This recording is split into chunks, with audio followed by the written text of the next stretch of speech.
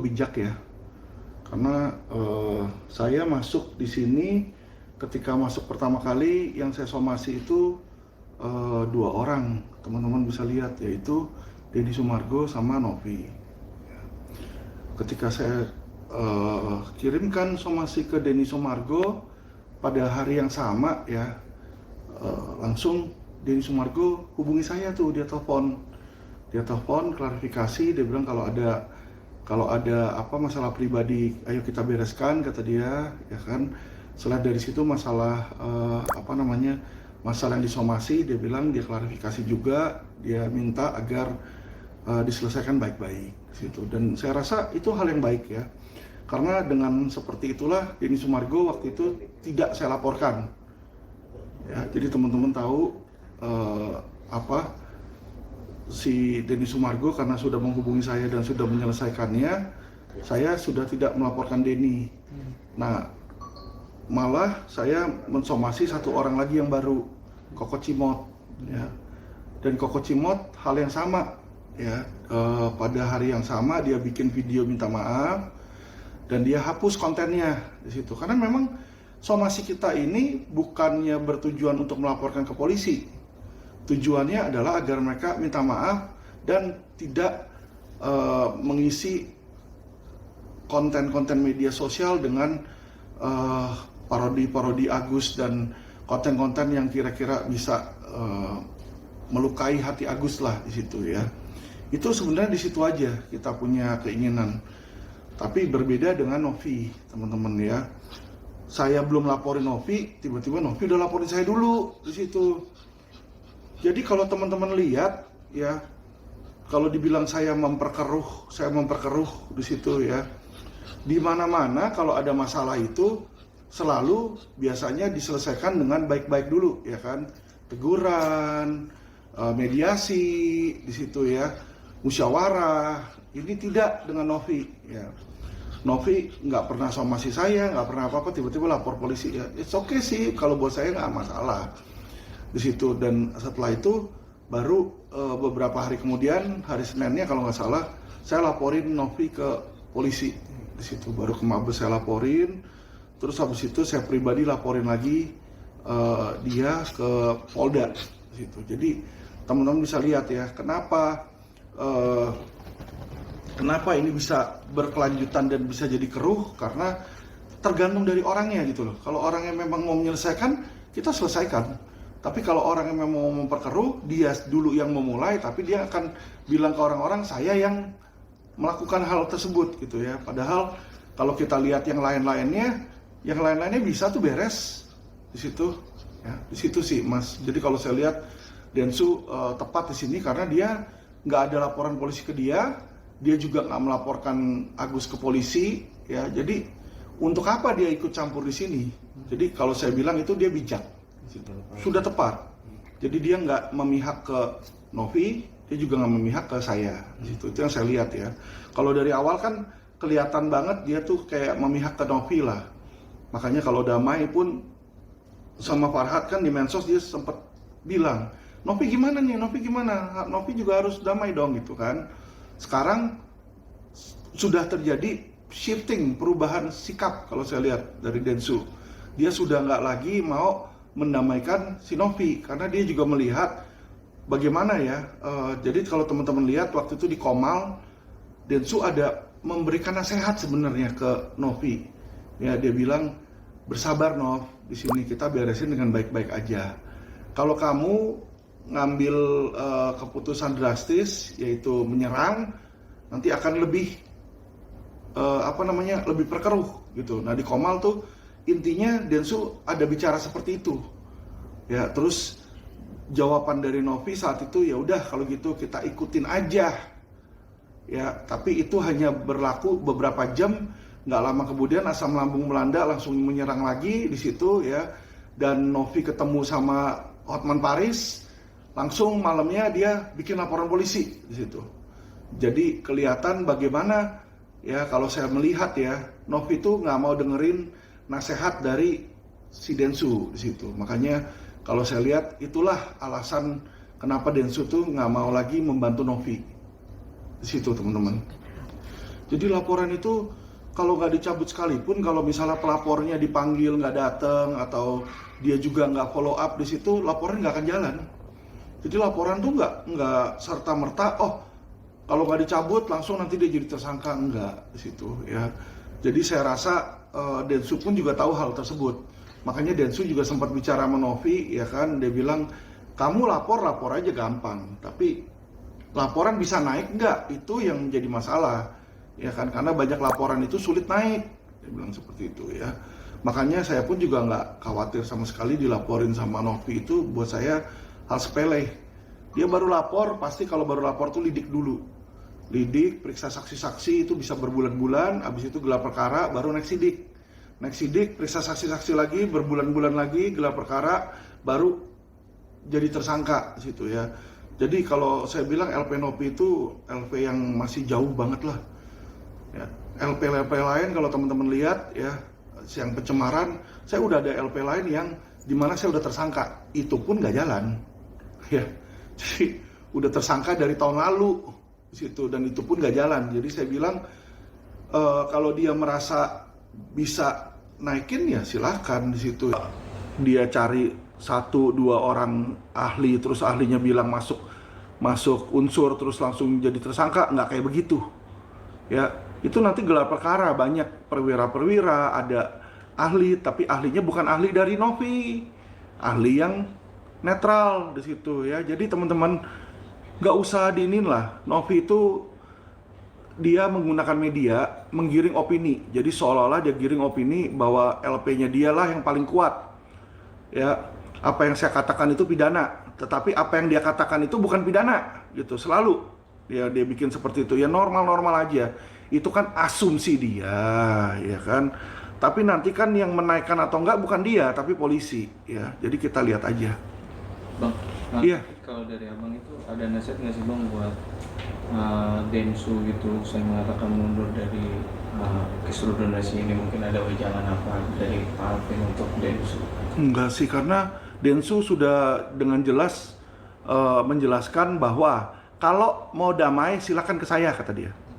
Jadi itu sudah merupakan lampu hijau, maksudnya dia mundur, tapi dia mundur dalam hal kekisruhan. Dia nggak mau memihak 1 atau 2 pihak untuk menyerang pihak lain. Itu yang saya lihat. Tetapi kalau misalnya ada keinginan untuk berdamai, siapapun itu, dia bilang, datanglah ke saya akan damaikan. Di situ. Jadi kalau teman-teman lihat, pengunduran dia ini juga masih setengah-setengah.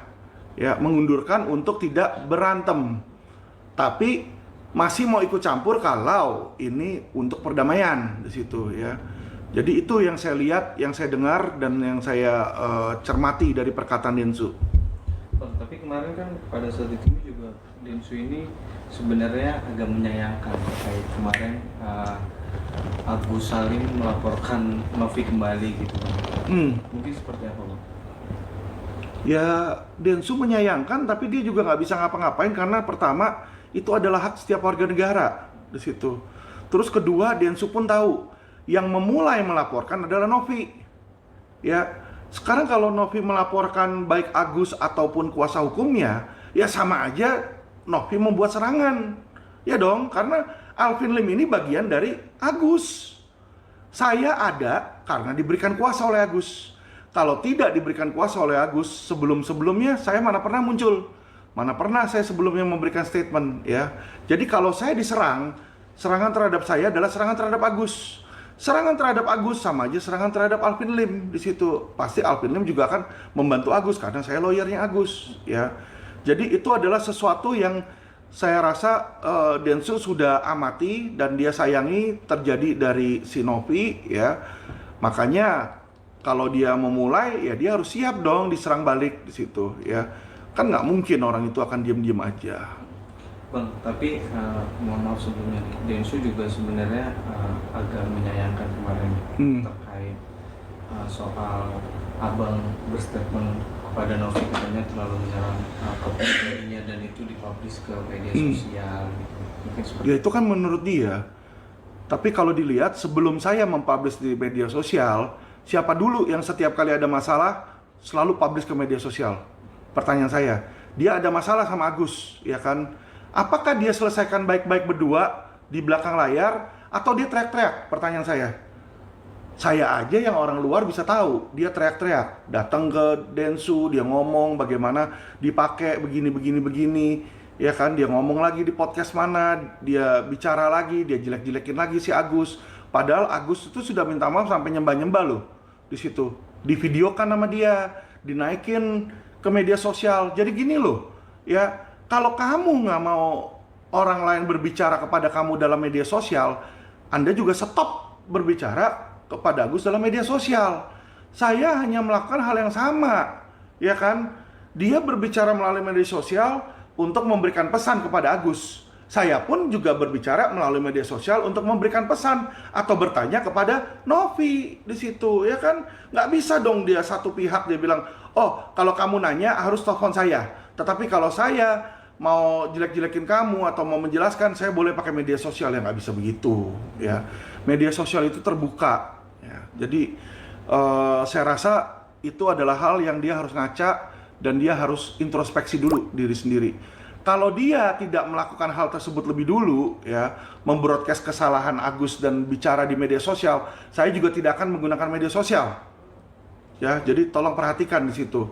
Tetapi kalau dia menggunakan media sosial, dia menggiring opini, masa saya nggak boleh melakukan hal yang sama di situ kan? Ya sah-sah aja dong di situ. Saya bertanya kok, balik lagi yang saya bilang. Jadi banyak yang menyalahkan apa kayak merendahkan Novi, jadi akhirnya ada laporan gitu. Apakah Novi tidak merendahkan Agus? Saya tanya balik, ketika dia naikin ke media sosial, Agus nyembah-nyembah begitu, dinaikin, divideoin, apakah itu tidak mendegradasi Agus? Ya kan? Kalau kamu sudah memaafkan Agus sudah minta maaf, ya udah dong, nggak usah dipermalukan. Kan di situ. Ya, jadi maksud saya gini loh. Ya, jangan kamu mau diperlakukan orang dengan hormat, tapi Anda memperlakukan orang seperti sampah. Ya, saya hanya akan memperlakukan mereka sebagaimana mereka memperlakukan klien saya. Sama aja. Jadi kalau dia perang pakai pisau, saya pakai pisau. Kadang staf penanganan tuh kayak merugikan dia gitu. Nah itu gimana merugikan, kayak mencemarkan nama baik dari Novi juga. Sampai anaknya juga dibully. Dan anaknya juga akhirnya ada apa? Akhirnya bulian gitu lah di. Ya dia jelek-jelekin saya, emang anak saya nggak dibully. Terus dia doang yang rugi. Saya kan dibully seluruh netizen tuh. Sekarang video-video dibilang saya pansos lah, apa segala macam. Padahal kita tahu ke sana karena kenapa? Nggak enak kita wawancara di depan rumah sakit. Jadi datanglah ke kantor saya, kebetulan saya lagi buka dan saya ada makanan, ya kan? Saya undang wartawan ke sana. Bukan untuk pansos di situ, tapi dibikin kan seolah-olah Alvin nih nggak bayar, Agus ini dibikin jadi marketing di situ, ya. Jadi, padahal teman-teman media yang hadir di sana kan tahu, bukan itu. Saya nggak ada rencana awal ke sana tuh nggak ada.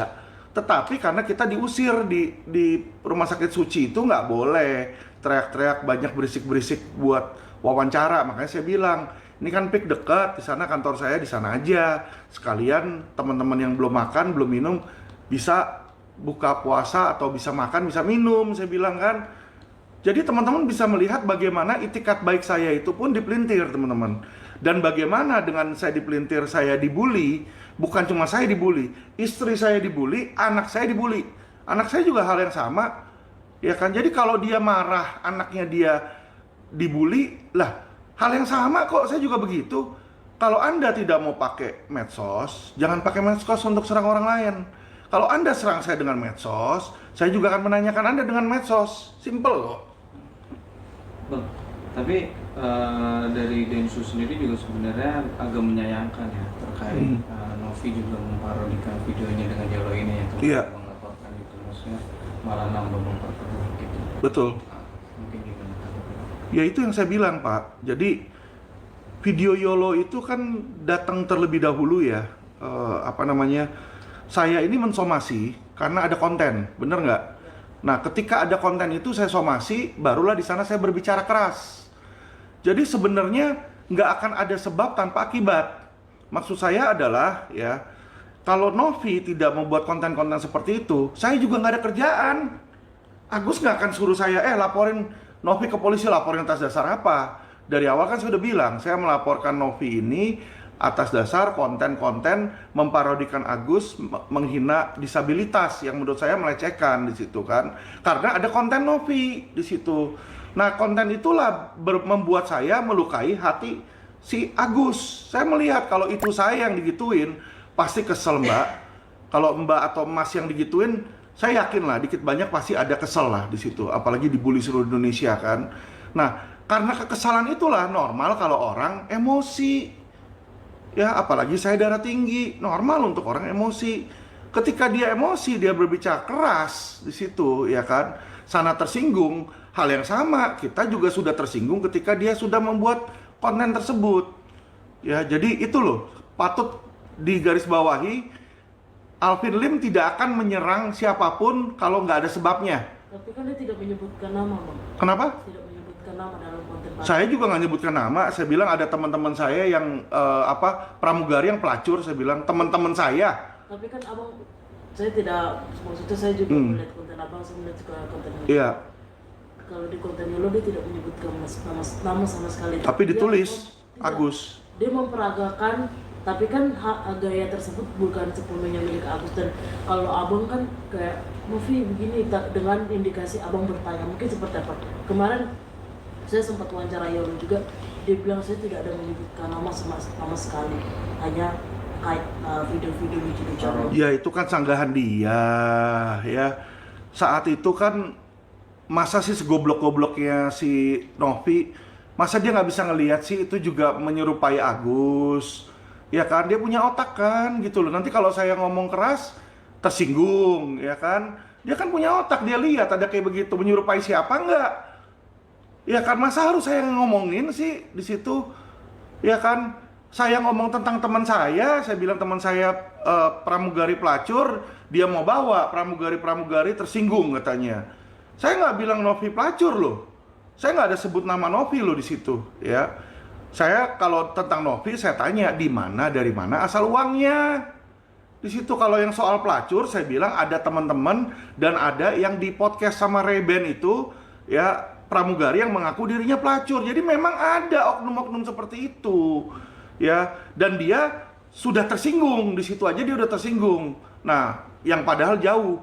Ini dia memparodikan serupa Agus, dia pura-pura bilang, saya nggak tahu kok ini Agus. Ya, lu kalau nggak tahu itu Agus, lu merasa benar, pertanyaan saya, kenapa lu hapus? Kalau menurut lu itu nggak kena, ya kan, nggak menyerupai Agus, ya kan, nggak menyerupai Agus, dan itu konten biasa aja, ya kan. Ya toh, kalau konten biasa aja nggak usah dihapus dong. Biarin aja nanti polisi yang menentukan konten itu melanggar pidana atau enggak. Konten itu ya kira-kira itu merepresentasi Agus atau enggak. Kan nanti yang memutuskan bukan si terlapor, Mbak. Yang memutuskan itu ahli dan penyidik di situ. Nah, makanya kenapa dihapus buru-buru? Karena dia sadar itu menyerupai Agus. Bang, tapi untuk laporan abang yang di Mabes itu yang soal parodinya Novi dan Yolo ini, seberapa yakin abang untuk memenjarakan mereka terkait konten itu? Kalau soal penjara atau nggak penjara itu tergantung hakim ya. Saya nggak akan main duit, maksudnya dalam hal saya push untuk bayar supaya bisa naik atau gimana, nggak. Saya biarkan aja berjalan secara natural lah penyidik di situ. Saya yakin penyidik sekarang ini sudah profesional di situ kan. Nah, kalau hukumannya apa itu kan nanti wewenang dari hakim. Biasanya kalau pencemaran nama baik yang si Novi laporin saya atau saya laporin dia, itu ujung-ujungnya hukuman percobaan biasanya. Ya, kalau di penjara sekalipun ini sudah ada wacana dari Menteri Hukum dan HAM akan menghapuskan dan akan membebaskan orang yang terkena hukuman dari ITE, Mbak, di situ. Jadi kalau saya bilang ini sebenarnya pasal-pasal karet. Ya, jadi saya laporin dia atau dia laporin saya duluan di situ. Makanya saya nggak takut sama sekali di situ. Pasal karet kalau menurut saya lah. Akan situ. menyiapkan ahli juga nggak dari pihak Bang Alvin? Oh ya tentu. Kan kalau pihak sebelah ahli Iya. bahasa dan ahli hukum pidana. Sebelum ahli nanti saya akan minta gelar perkara. Jadi kalau digelar perkara, Mabes atau penyidik bilang bahwa ini nggak memenuhi unsur, udah ditutup itu di SP3. Ahli yang abang siapkan. Jadi nggak perlu ahli dulu. Ahli yang mungkin jika diperlukan. Udah pasti 3 macam ahli ITE, ahli pidana, dan ahli bahasa. Itu udah pasti. Tapi kalau untuk terkait laporannya Novi ke abang itu mungkin gimana menyikapinya? Ah, biasa aja bang. Saya udah bilang bang, laporan ITE saya tuh ada 200 lebih. 200 lebih. Novi itu baru lapor. Jaksa dan yang lain-lain, ada jaksa, ada polisi, ada OSO. OSO waktu itu laporin saya, ada Pandana Baban laporin saya. Itu laporan mereka ada yang bahkan sudah jadi tersangka saya mas. Udah tersangka. Tersangka itu kan berarti dia tinggal kirim ke kejaksaan, sidang kan. Itu aja setahun tidak jalan. Karena kenapa? Di P19 nggak bisa memenuhi unsur. Ya, apalagi Novi yang kayak begini. Ya, aduh. Udah saya bilang, Novi punya ini tidak memenuhi unsur karena beberapa hal. Pertama adalah saya adalah advokat yang sedang menjalankan tugas. Saya berbicara sebagai kuasa hukum, menanyakan. Ya dong, saya kan ini kan persetujuan antara Novi sama Agus.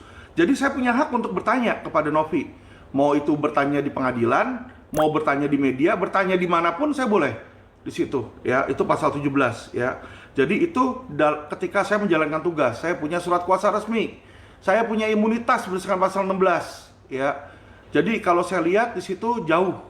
Satu, imunitas itu ada. Ketiga adalah saya berbicara itu di media.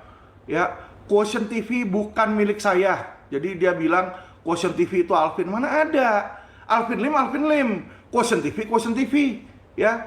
Quotient TV itu ada aktenya, bos. Ada aktenya, ada PT-nya. Quotient TV ini ada PT-nya. Jadi kalau Quotient TV membuat pernyataan, itu pernyataan dari Quotient TV, bukan pernyataan Alvin Lim. Jadi dia bilang ketika Quotient TV memberikan komen, terus saya komen di situ. Emangnya gue nggak ada kerjaan tiap hari komenin IG, WhatsApp, TikTok, apa semua segala macam. Orang saya sakit begini. Anda lihat IG saya contohnya, ada tulisannya run by admin. Awal admin balas-balasin. Terus saya bilang sama admin, udah nggak usah dibalasin, blok aja komennya. Kenapa? Orang nyampah ngapain? Saya bilang udah blok aja, nggak usah dibales kayak begitu. Ya, jadi teman-teman harus melihat dan harus membedakan mana yang saya transmisikan, mana yang tidak. Ya, sekali lagi, LP-nya mereka adalah LP ITE. LP ITE itu bukan yang berbicara yang kena mas, tetapi yang mentransmisikannya. Ya, jadi ini loh, mereka ini nggak ngerti hukum. Ya, sorry ya, mereka nggak ngerti hukum. Misalnya, saya sekarang lagi di media nih sama kalian, saya ngata-ngatain Novi, misalnya, ya kan? Apakah bisa kalian dilaporkan? Karena kalian loh yang naikin, ya kan? Misalnya saya ngata-ngatain atau apa, atau menghina, ya kan? Kan yang dilaporin kalau ini kan yang mentransmisikan. Yang mentransmisikan medianya. Nggak bisa toh, karena apa? Anda pers. Pers ada apa? Undang-undang pers. Pasal 5 menyatakan, kalau ada yang tidak sesuai, minta hak jawab. Mereka ngerti nggak? Bahwa Quotient TV ini adalah sebuah perusahaan resmi yang punya izin. Ya, yang punya legalitas. Ya, yang punya badan. Yang diakui oleh Dewan Pers di situ. Jadi mereka nggak bisa seenak-enaknya bilang, oh saya mau laporin Alvin Lim. Lah, Quotient TV bukan punya gua kok. Lu coba cek dong PT-nya. Atas nama siapa itu? Ada nggak Alvin Lim? Kalau nggak ada atas nama Alvin Lim, kok lu bisa bilang Alvin Lim yang mentransmisikan? Hebat sekali. Situ aja mas. Ya kayak Kompas. Kompas bukan saya punya saya. Tiba-tiba ada berita jelek tentang Novi di Kompas. Ya, terus dia bilang, wah ini Alvin Lim nih, Alvin Lim. Karena Alvin yang bicara, Kompas punya Alvin Lim. Nenek lu, mana ada Kompas punya gua. Ntar Cumi-Cumi punya saya, Intens punya saya, semua punya saya. Hebat amat. Gitu kan, wah raja dong saya raja media. Enggak, saya nggak punya media-media tersebut ya. Jadi coba dicek lagi kalian ya, smart dikit. Dibilang saya takut sampai saya mau kabur. Udah lah. Yang udah tersangka aja kemarin gua nggak kabur, saya hadapin saya ke kejaksaan, saya bicara di kejaksaan, eksaminasi di situ, P19 di sana, ya kan, karena memang nggak memenuhi unsur, nggak usah takut itu. Saya yakinkan kalian, LP Novi tidak akan naik, udah di situ, ya dia boleh bilang memenuhi unsur, ya kan. Coba dicek, yang kena itu yang bicara atau medianya yang mentransmisikannya. Coba baca lagi pasal 27 dan pasal 29 ITE ya. Dibilang barang siapa mentransmisikan, mengirim, mentransmisikan. Saya nggak pernah mentransmisikan Quotient TV, bos. Quotient TV bukan punya Alvin Lim. Kalau kalian lihat pembicara di Quotient TV bukan hanya Alvin Lim aja, ya. Ada orang-orang lain di situ. Ada pembicara dari TV One juga di situ, di hire sama mereka sebagai narasumber. Ada saya, ada lawyer lain di situ ya. Jadi inilah orang yang tidak mengecek dan main asal bicara ya seperti ini, Mas. Berarti laporan Novi tidak memenuhi unsur. 1000% nggak akan. Karena yang akan kena itu yang mentransmisikan. Kalau di dalam Undang-Undang ITE ya, beda dengan 310 311. Kalau 310 311 yang berbicara atau yang menulis di situ. Coba suruh tanya sama penyidik dulu lah di situ. Berarti tidak takut di laporannya, Pak? Nggak takut sama sekali, Mbak, di situ. Disuruh ke Mabes, suruh ke Polda juga saya nggak takut. Dibilang saya kabur, nggak usah takut saya kabur. Saya ini memang sudah gagal ginjal tuh dari kemarin-kemarin, dan semua media juga, semua masyarakat Indonesia sudah tahu ya. Dan saya sekarang ada donor ini saya mau bawa dulu ke luar negeri, dicek kompatibel apa enggak. Kalau ternyata cocok, langsung kita lakukan apa namanya, operasi cangkok ya kan. Operasinya cangkok cuma beberapa hari, tetapi ketika operasi saya harus dikarantina. Kenapa? Karena kemungkinan besar itu organ saya menolak organ asing, imun saya turun. Jadi saya nggak boleh ketemu orang dulu sekitar 1-2 bulan. Ini kalau dilakukan cangkok. Kalau kesana ternyata tidak cocok, ya kan, donornya nggak cocok, dokter nggak mungkin mau maksain mencangkok karena udah pasti reject di situ. Nah, apa yang terjadi kalau seperti itu ya? Kalau seperti itu, kesana paling beberapa hari saya balik lagi. Saya carilah donor lain di situ. Jadi nggak usah khawatir, saya kabur, nggak ada orang kabur tuh ngomong-ngomong. Saya bilang minggu depan saya mau ke luar negeri. Masa saya mau kabur, saya ngomong-ngomong, goblok amat gitu loh. Ya, jadi nggak usah khawatir di situ, nggak ada. Alvin Lim berani. Saya sudah ditahan 3 kali pun dan saya jalani semua sampai vonis itu terakhir. Nggak ada saya kabur-kaburan ya. Berarti uang donasi sekarang udah seperti apa nih, Bang? Nah itu dia. Kalau masalah donasi awalnya kan Farhat. Tapi Bang Farhat ini kan dia karena sudah diminta oleh menteri, dia udah cabut kan. Dia cabut, Densu cabut. Katanya Densu mau cabut tapi belum cabut. Ya tapi tetap Bang Farhat itu ngikutin apa yang diminta sama menteri. Kan menteri bilang suruh cabut, ya udah dia cabut dulu di situ. Nah karena dia cabut, nggak elok dong dia melapor. Sedangkan Agus, ya kan, yang punya hajat ini kan Agus sebenarnya. Yang boleh memutuskan dicabut atau enggak sebenarnya bukan Farhat loh. Farhat itu hanyalah kuasa hukum sebenarnya. Alvin Lim ini hanyalah kuasa hukum sebenarnya, ya kan. Jadi yang bisa menentukan cabut atau tidak cabut itu Agus. Sebagai siapa? Sebagai prinsipalnya. Ya, nah, Agus melihat kok katanya mau dikasih uangnya sampai sekarang tarsok nggak ada realisasi. Ya kan? Malah dari kubu sana bilang lagi, melemparkan wacana lagi, mau dikembalikan lagi ke donatur. Daripada gonjang-ganjing nggak jelas di situ, makanya kita berikanlah somasi kepada Novi, ya, somasi perbuatan melawan hukum. Kerugian material 1,3, imaterial kerugiannya 1 triliun. Kita nanti akan ajukan gugatan di pengadilan. Itu 3 bulan juga nggak sampai 3 bulan akan ada putusan. Ya kalau diputuskan oleh pengadilan bahwa uangnya diberikan kepada Agus kan beres. Atau uangnya bilang berikan kepada donatur sekian, yang nggak setuju misalnya 200 juta. 200 juta kasih ke yang nggak setuju. Yang sisanya yang nggak ada keberatan kasihkan ke Agus misalnya. Ya, apapun itu keputusan pengadilan kita akan hormati. Ya, kenapa kita ke pengadilan? Bukan kita mau nyerang Novi. Kita mau cari, ya kan, mau cari kebenaran materialnya. Daripada kita saling berargumen, nggak bakal ketemu, karena argumen dari saya pasti itu haknya Agus. Argumen dari donatur pasti itu haknya donatur. Argumen Novi pasti dia bilang simpen di yayasan karena dia yang merasa mengelola di situ, ya kan. Jadi disinilah teman-teman ya, di mana itu terjadi. Makanya kita serahkan aja ke pengadilan karena ini kan negara hukum, ya. Jadi jangan baper, dilaporin polisi baper, dilaporin gugatan baper. Padahal dirinya sendiri laporin orang ke polisi di situ ya. Lucu itu, ya. Saya lawyer, kerjaan saya lawyer, tiap hari saya nanganin kasus. Minggu ini aja sudah ada 12 tersangka dari laporan polisi saya. Ya, jadi saya tahu mana yang bisa naik, mana yang enggak. Saya tanyakan, Novi udah mengurusin berapa laporan polisi sih? Selama hidup dia udah berapa laporan polisi yang dia urus naik atau nggak naik? Ada nggak di situ? Kalau saya nih udah ratusan, ya udah ratusan kasus di situ. Jadi nggak bisa disamakan lah jam terbangnya lah. Kalau saya bilang ini nggak memenuhi unsur, ya kan, berdasarkan profesionalisme saya, ini nggak akan memenuhi unsur di situ.